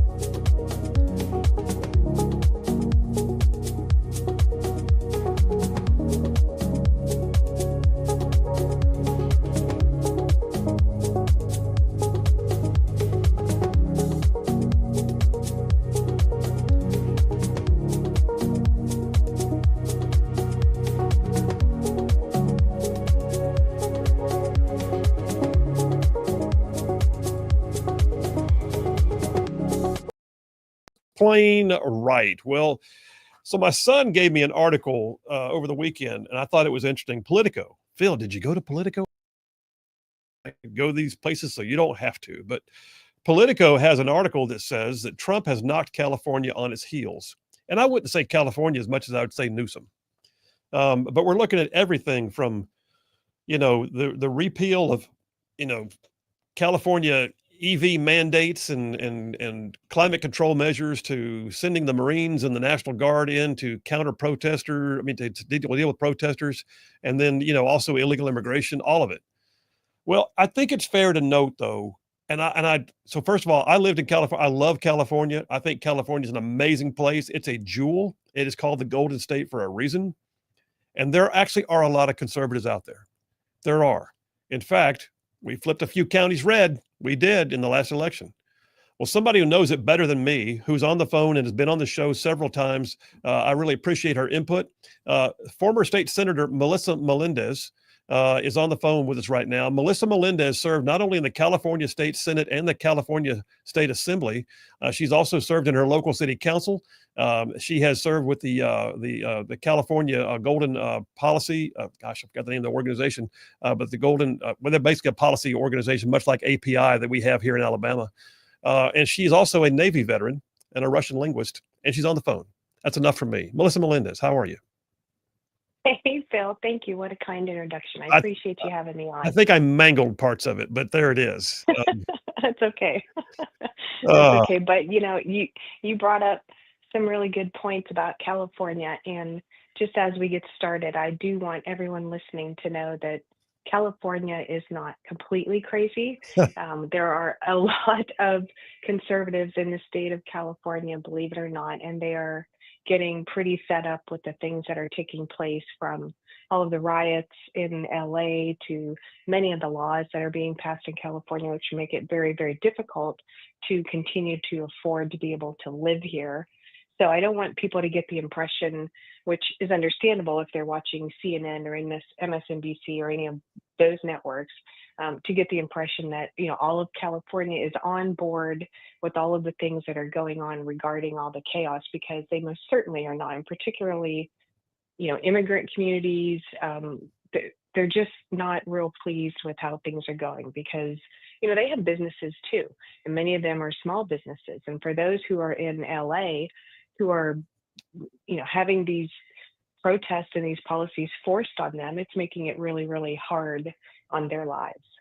Well, it is, and it's there's a human factor here, certainly, and the protesters could care less. The protesters want not just to be heard, which is a First Amendment right. They want to be felt. They want somebody to feel their pain or their perceived pain, or to cause pain to others. And listen, I completely agree with you. There is an entire whole swath of California that is not of the liberal progressive bent that we constantly see on the news. And I would say not even all of Southern California, which is where a lot of it seems to be housed, is what I would call liberal. Would you agree with that? Yeah, I would. And, again, there's the news, they're just not showing or interviewing the people who aren't happy with what is taking place. And it's a lot of people. I mean, you think about Los Angeles, if any of your listeners have been to LA, they know just what a mess traffic can be on a regular day, let alone add protests and riots in there. I mean, it is a complete mess. So you're talking about literally taking money out of people's pockets when you're shutting down these businesses, or you're shutting down the freeways that lead to these businesses. You're shutting down freeways that allow these people to go pick their kids up from school and take them where they need to go. All of these things. It's a real, it's a great imposition on many of the people that live in Los Angeles. I mean, I'm fortunate. I'm an hour away from LA, but I mean, LA, it's 10 million people. Yeah. Who live in LA. Yeah. So that's a lot of people who are being affected by this. That's actually almost twice the population of my entire state, which is crazy. But it is. It's huge. Yeah, it's huge. And you've got, legislators who are in the state house, and then you've got those who are members of Congress who are stoking the fire, saying, keep the protest up, keep it going, and encouraging people. Meanwhile, they're, fully protected, and they're certainly not being subjected to all of this chaos themselves, but they're happy to get, everyone else to stay out there and continue. And also remember that many of these protesters are coming, they're not from California. They are, I'm not saying all of them, but that's typically what we see is they're bussed in, they're brought in just to add to the crowd size. And many of them also aren't, these aren't necessarily poor immigrants who are out there protesting. You look in the crowd and you'll see an awful lot of just, average run-of-the-mill white liberals out there who I'm not really sure, what they're protesting, what's so bad about their lives, but they feel the need to, make everyone else suffer. Well, so let me run down a couple of like specifics with you, and I'd love to hear your thoughts, or if you can, what you think the mood on the street kind of really is. Let's talk about the fact that President Trump has called in both the National Guard and the U.S. Marines to help quell the violence and the rioting. What's the mood about that? I mean, I know what Newsom's mood is. I know what Mayor Karen Bass's mood is in L.A. But what do the people think about it? Well, people, by and large, no matter who they are, they want order and civility in their lives. It just makes their lives a lot easier. So, are there some people who are a little taken aback by, that kind of measure being taken? Sure. But they understand that this is in order, to make people safe, whether it's in their communities or where their business is, where they travel. They understand that. I mean, I'm sure they all wish that this didn't have to happen, but when you have a state government that isn't doing anything about it, I mean, look what happened with the Palisades fire. I mean, that's a great recent example. That was complete chaos. Yeah. Not entirely unavoidable, but certainly they could have done some things to make sure there was less damage, and they didn't. And then in the end, they threw their hands in the air and said, well, look, you guys have to help us fix this. And that's what we're seeing now with these protests is the state government in the government, local government in Los Angeles, and the state government to a certain extent, if you include Newsom in there, are kind of standing back and watching it burn. And so I think people, they look at that and say, well, okay, maybe I agree with the ideology of our state elected leaders, but I don't agree with this. So why aren't you doing something to make sure that this isn't affecting my life? Because it's certainly not affecting Gavin Newsom's life. No, not at all. All right. Well, then let me get your thoughts on the next one. Then, so separate but related. Senator Alex Padilla, and I don't know that I've ever heard his name before until last week. But he tried to crash the party at Secretary of Homeland Security Kristi Noem's press conference, and that didn't go too well for him. But he's now become the cause celeb. He's the martyr of the Democrat Party. What do people think? And by the way, what is he like? Is he always like that, or is this a new day for him? No. So Alex Padilla, I served with him in the State House. He's generally a very quiet, reserved person. He's an MIT grad. So he's a thinker. So that is not the norm for him to be disruptive like that. However, in defense of what happened, he did barge in there unannounced. I mean, you can't just try to shut down a press conference. This isn't a rally on the street, and that's essentially what he tried to do. So the problem is Democrats, particularly the ones that come from California, like he did, they are used to getting what they want when they want it, in whatever way they have to get it. So he decided he had some questions. He was going to get answers, and then he was just going to march in there and demand those answers. Well, you can't do that. I don't care who you are, but that's the mentality of California elected officials, is that they can just do that whenever they want. And he found out the hard way, you cannot do that, because while he did eventually state who he was, that he was a senator, even then, that doesn't matter. You don't get to rush a podium where you have a secretary speaking and giving a press conference. You wait your turn. But he decided, well, I'm a Democrat and I'm Alex Padilla, and I'm just going to go in there and get what I want. Now, side note, just for context and for fun, Alex Padilla, this is not related to what we're talking about, but Alex Padilla is the one who's the author of the bill in California that banned plastic grocery bags. So I'm just going to throw that out there. That guy. Okay. Yeah, that guy. Yeah. If you tell me he's on to paper straws too, then I'm really going to be mad. But he is. He loves paper straws. Yeah. All right. I tell you what, I'm going to keep checking off the list here. There's an organization called CHIRLA, CHIRLA, Mm-hmm. stands for Coalition for Humane Immigrant Rights Los Angeles. And they got $32 million of state funding, and they are now helping with that state funding to organize protests and to dox law enforcement agents. And you've got one of your congressmen, a Republican, Kevin Kiley from Sacramento.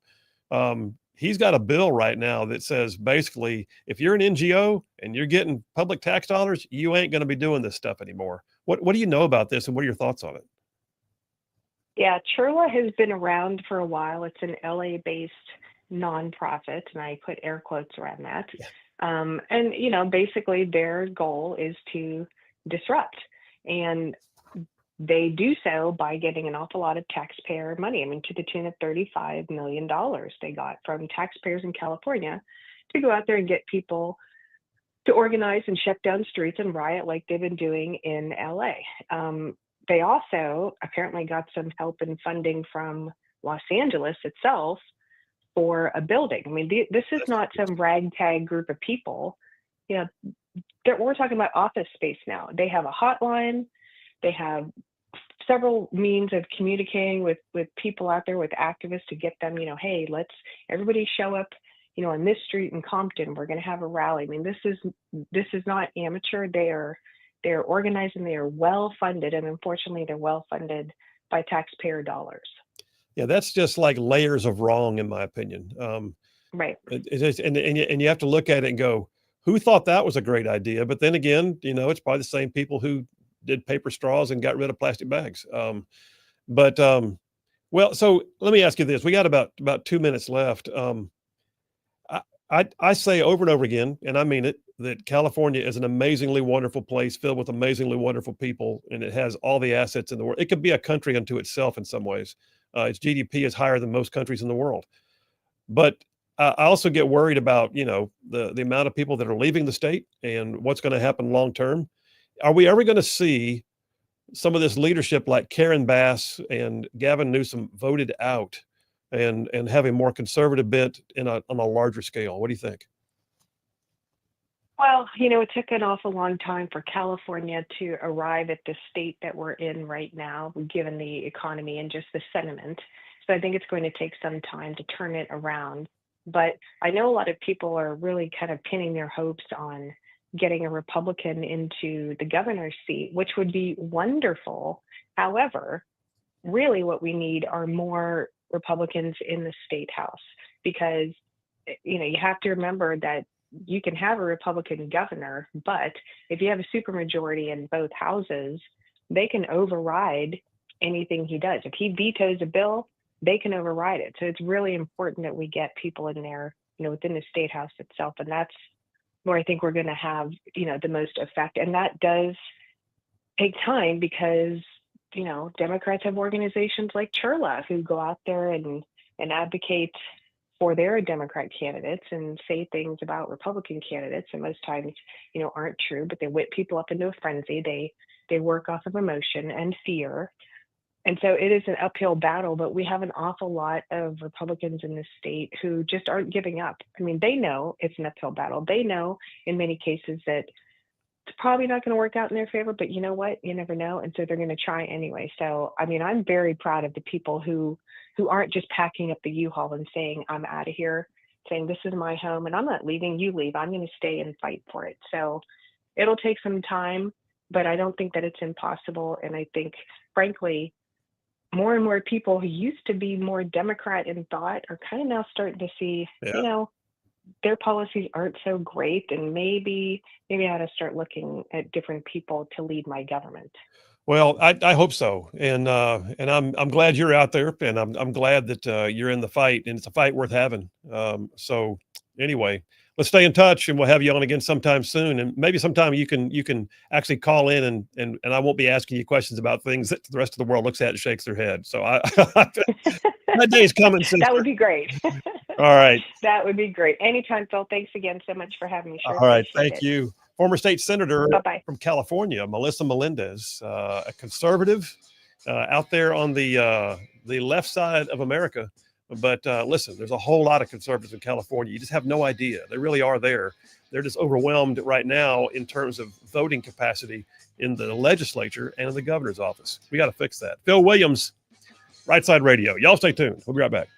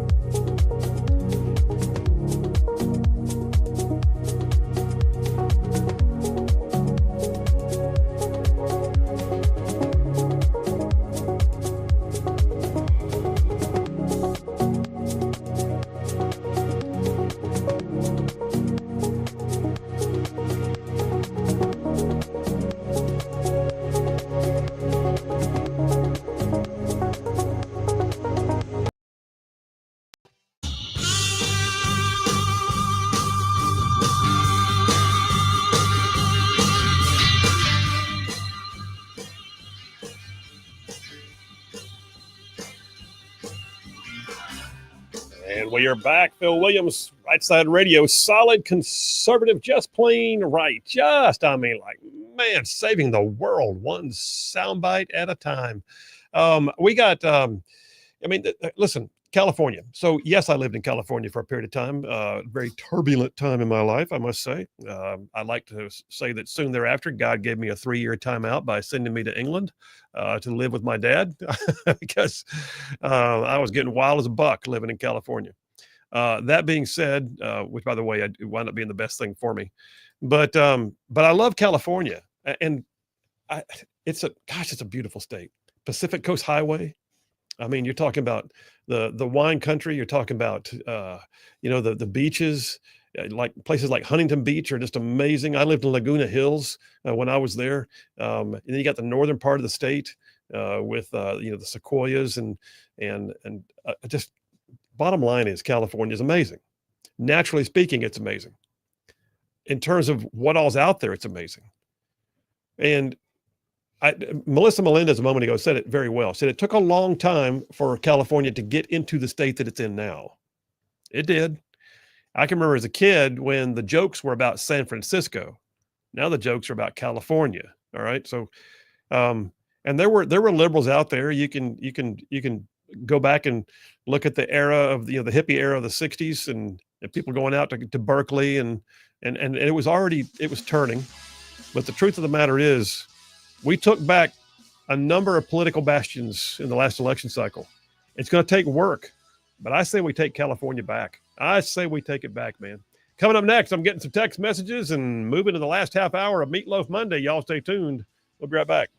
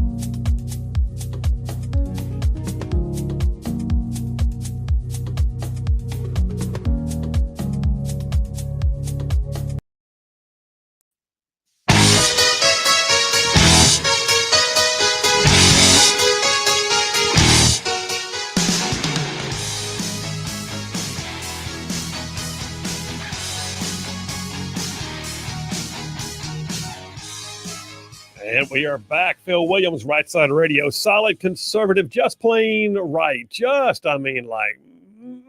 Covering down on some major ground across the southeast U.S. of A. Y'all, I am talking about this show. This show is like, covers down from like Huntsville over to Chattanooga, from Tuscaloosa back to Gadsden Park, all the way down to that lovely little village on the plains we call Auburn, straight across the border from there to what we once again call Fort Benning. It's Benning. Thank you. And then big old patches in North Georgia and Mississippi all thrown in just for good measure. And oh, by the way, that's just the radio audience, and all of y'all out there in the whole wide world going to the World Wide Web, watching us on YouTube, live streaming it on our website, picking it up on Rumble X. And listen, we love y'all. We appreciate you. You're the reason why we sit in front of this microphone every day. I got a ton of text messages I'm about to jump into, but let me just remind you guys of something. We got a lot of content. So Rightside Media is the parent company. Rightside Radio, we're only one production of the overall company. And we have a series of podcasts, and there are several new things out right now. So we just got the latest edition of Emily Jones' A Controversial Mom came out last night. And my latest edition of Right Philosophy will be out later this week. But one of the ones that I'm also really excited about is our new long form podcast. It's called the Just Right Podcast with Phil Williams. And this is the one we do like long, detailed conversations going in depth with some of the most interesting people you'll ever meet. And the latest edition will probably come out tomorrow night. I think production is about knocked out on that. JP, what do you think? Tomorrow night? Still on? Yep, tomorrow night. The on schedule. Long form is done. So okay, outstanding. This one we just filmed last week with Mike Durant. If you've ever watched the movie Black Hawk Down, you may want to watch this interview with Mike Durant, because the level of detail that you'll hear about what he endured and experienced is beyond the movie, way beyond the movie. Things I thought that I had studied it, read the book, watched the movie, followed up on the military journals and things, and I thought that I knew more about it than the average. And I still heard things from Mike that I'd never heard before. And then we also just talked about his life, about what it was like to be a special operations aviator. I mean, he saw some stuff, y'all. If there was a conflict, some of which we are never going to know about, but if there were things that happened that were major in the last, he's been out for a few years now, but during the broad swath of time, from the 90s on up through to 9/11 almost, he was there, or he was involved at the very least. So yeah, Mike Durant, long form podcast, Just Right with Phil Williams, comes out tomorrow night. You're not going to want to miss that one. It was a great discussion. This one lasted almost 2 hours. Am I right? it was over 2 hours. Oh my gosh. Yeah. I mean, and I don't say that like something wrong. I mean, it was just amazing the amount of depth we went into. Such a good guy too. I mean, anyway, bottom line is I thoroughly enjoyed it. The 2 hours flew by. Let me get some text messages. Darlene from Gadsden. Hey, Darlene, we love you. She says, I'm listening in Illinois. Thankful. She's from Gadsden originally. She's from Illinois now. Mike from Huntsville says, actually, he says Mike from Florida. That's right. He moved. Mike from Huntsville, formerly from Huntsville, now in Florida. Says the reason California is protesting because they're deporting their voter base. Where was Padilla's security detail? No coordination. A lot to unpack there, but you're right on all of it. Thank you, Mike. Steve from Madison says, please tell us this is not true. New story, Trump halts roundup of illegal farm restaurants and hotel workers. Why are they okay? I heard something about that. And I don't know for a fact what the details are, but that he was considering reallocating roundup assets to not focus on those industries, giving them a chance to hire otherwise. But that he's definitely turning it towards some other areas.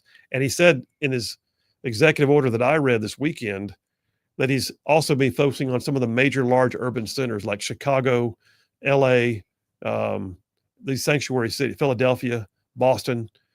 He's directed the assets to focus on those large urban areas where there are millions of illegals that are hunkered down right now. Yeah, he put up a truth about it, about not targeting the farm workers and the hotel workers and such. I don't know if I'm a big fan of that, to be honest with you, but yeah, I'm not sure I am either. I get the question is, why are they okay? They're not okay. I will say this. I don't have all the details. I anticipate that what he's doing is what we would call triage. He's looking at how can I get the most done in the quickest amount of time. And anyway, that's that. I don't know. We talked about how California, is in the mess it is in right now. Unfortunately, like one of the biggest marks on Reagan's presidency was him granting amnesty to all the millions of illegal immigrants in California. And I don't know. I not don't just think California, everywhere. well, everywhere, yeah. But I think that contributed most in California. I don't think this will be as big of a thing as that, but it's kind of on the same thread of I don't like it. I don't like it either. Now he didn't grant him amnesty, but he's definitely holding off on the farm and the hotel industry. So we'll see. I guarantee you though, that doesn't mean that all the illegals who are working farms right now are go, oh, good, we're safe. Yeah, I mean it's not consistent. No, but we'll figure it out. But I do think he has to make an example of these sanctuary cities. They have expended enormous amounts of taxpayer dollars luring in and harboring illegal aliens. And so, yeah, I'm okay with Chicago and LA and Boston and Philly and some of the rest of them, Seattle, having to deal with the repercussions of their actions. Now, if the reasoning is like, we're going to put all the resources and put them all in on the big cities, and then we'll come back and, handle the rest of the meantime. Like, okay, but if it's a total, like, we're not even going to touch illegal immigrants who are in these industries, then, but we'll see. We'll see. I'm sorry. Karen from Hickson, Tennessee. Karen from Hickson, Tennessee says, Phil, during the parade, the 250th anniversary of the U.S. Army parade, said, I cried as much as during the Reagan funeral. Said, I was incredibly overwhelmed with pride and gratitude to God for those few hours that had obviously been meticulously planned by the president and his staff. Everyone in our country should be equally proud. Karen and Hickson. Karen, you're so right. And listen, I found myself thinking the same thing. There were a couple of times when it was almost emotional to watch. It was also, it made you proud. But I also just found this sense of how much work had gone into this. Keep in mind, this is an event that in some cases would have been planned out for a year or two. And yet the president has only been in office for 120 days. They put that incredible event together in 120 days. That is not only a testimony to the determination to honor the U.S. military. That's an absolute, kudo to the military itself that sent all the assets in for the parade, and then the amount of security that went into it, and then the entertainment factor with the music, and oh gosh, it was just amazing. The music was great, especially the military choir. I think they did a great job. I meant to ask you, so you watched it too? I didn't watch it in its entirety, but I did watch a good chunk of it. Yeah. I thought about my grandfather when they did the Huey flyover. Yeah. My grandfather flew Hueys in Vietnam. That was pretty cool. Absolutely was. Absolutely. And you got to know it's cool for the pilots too. Yeah. It's not often they get to fly an Apache gunship straight down the mall. Yeah, right by the Washington Monument. Yeah. Anybody who's against that is you're either a loser who doesn't like cool things, or you just hate America, or both. like it's just objectively awesome. I'll say so. Quote of the day is, "You're a loser who doesn't like cool things." Yeah, exactly. David at Bucky's again says, "JP Gage Wood of Arkansas just completed a no-hitter as the Hogs win 3-0." I saw the notification, man. I think Arkansas is going to go all the way. Wow, Arkansas Razorbacks. Mm-hmm. All right. Brian from Harvest says, the cards that all the illegals got, couldn't they just set them as stolen, and when they are ran, they'll know where they are? Oh yeah, how about better than that? Turn them off, because once they don't have access to their freebie cards. So what Brian from Harvest is talking about is, in a lot of these sanctuaries, New York City being one, they gave them like prepaid gift cards, and they would refill them with money. So they're like giving them money. So they weren't handing out cash per se. They were handing out the cards. Unfortunately, though, they lose control of the cards. And then you got to wonder how many cards were handed off to human traffickers, and how many were, basically sold for drugs and God knows what. But yeah, the cards, I say just turn them off, man. Just turn them off. Michael from Arab says, could it be the Trump hotels are now short-staffed? No, I don't think that's it. And the farmers are telling them the crops won't be brought in without illegals. I think the farmers probably are saying that. I think the farmers are probably saying, we're going to lose our labor. I saw that when we fought with the illegal immigration reform issue here in Alabama. Farmers were up in arms. You're gonna destroy our ability to gather crops. And, I hated it, but my response was, well, part of what's happening is you're destroying the ability of Americans to get jobs. I get it. You may have to hire somebody at a regular wage. And their response was always, well, Americans won't do those jobs. Bull crap. Yes, they will. Don't tell me Americans won't do those jobs. In fact, there was a plant. Gosh, where was it? I just saw it in the news. There was a processing plant in one of the heartland states, I believe.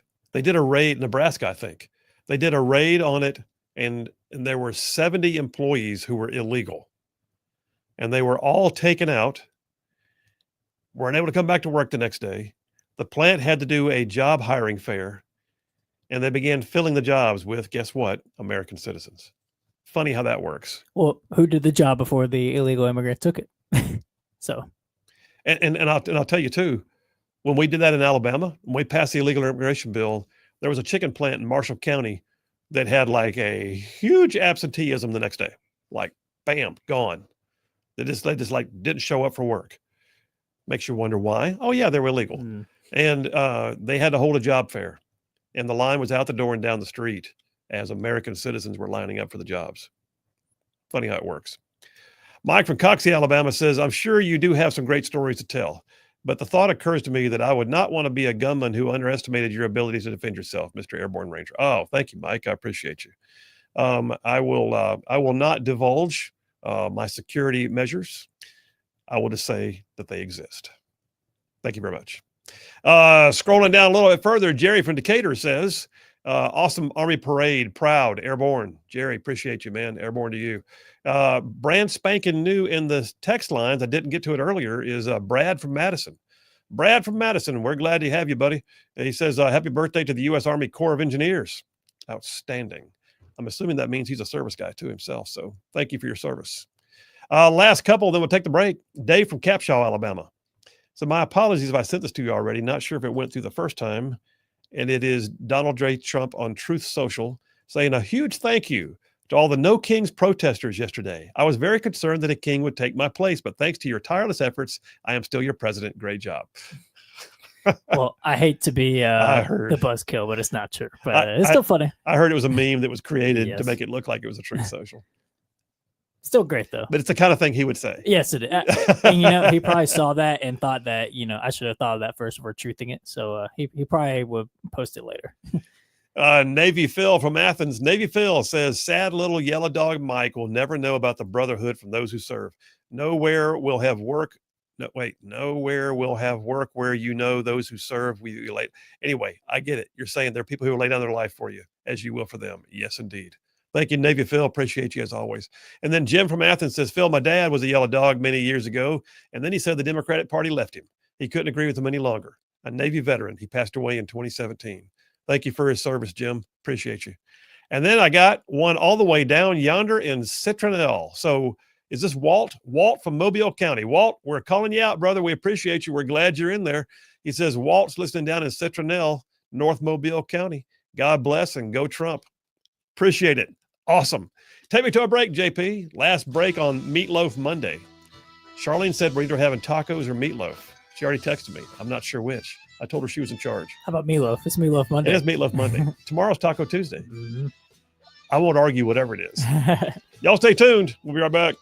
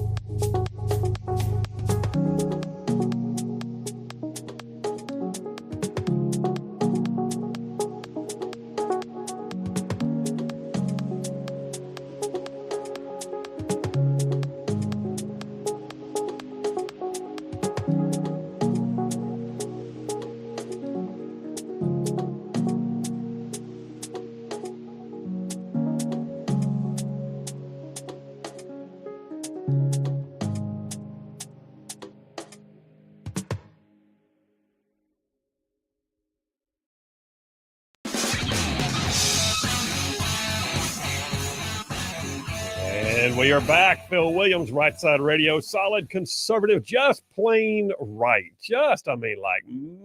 Making common sense like a superpower.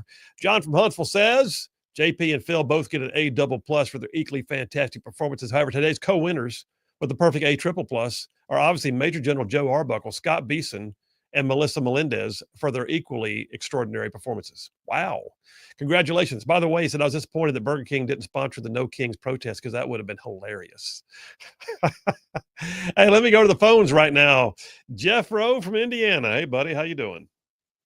I'm passing a big cyber truck right now. Trying to anyway. Wow. In the middle of this mess. A big cyber truck. You mean like you talking about one of those Tesla trucks? Yeah, the Tesla truck. Well, do they have range anxiety? Can you tell? Are they nervous? Well, I passed them, so they must have something going on. Hey, man, I want to get your thoughts on whatever you want to talk about, but I got to tell you, I just learned today's an amazing, momentous occasion. It's actually 10 years ago today that Trump came down the golden escalator. What do you think about that?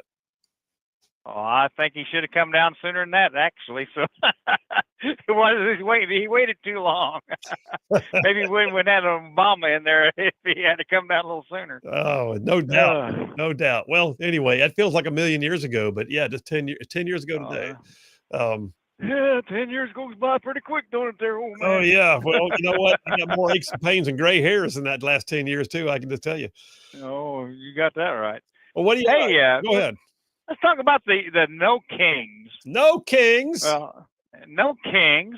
Well, we had a little demonstration in town there, and everything. A bunch of you got to remember that I'm from a county that voted for Al Gore, in Indiana. So wow. Yeah, that tells you kind of the mindset here. Well, so how'd it go? I think there was a few of them showed up. They said 50, but and town only has like 7,000 people. I didn't recognize, but maybe one or two of the people. So I think they was imported from somewhere.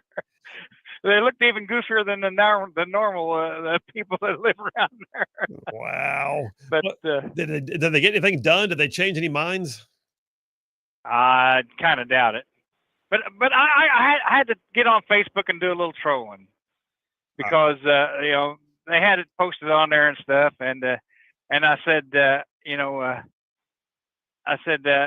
Trump is no king or whatever, I said you're lucky that Trump isn't a king, otherwise he'd have you all put in jail. That's right, exactly right.